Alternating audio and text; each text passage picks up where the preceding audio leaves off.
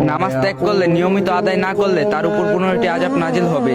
দুনিয়াতে 6টি, মৃত্যুর সময় 3টি, কবরের মধ্যে 3টি, হাসরের মাঠে 3টি। দুনিয়াতে 6টি আযাব হলো: 1. বেনামাজির হায়াত কমে যাবে। 2. বেনামাজির বরকত হবে না।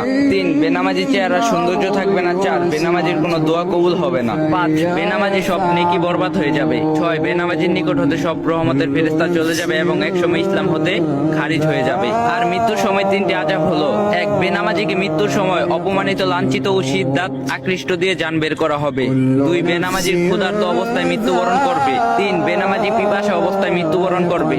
আর কবরের মধ্যে 3টি আযাব হলো: 1. বেনামাজির কবর চেপে আসতে থাকবে এবং তাকে পিষতে থাকবে, এতে তার এক পাঁজরের হাড় আরেক পাঁজরের সাথে মিশে যাবে।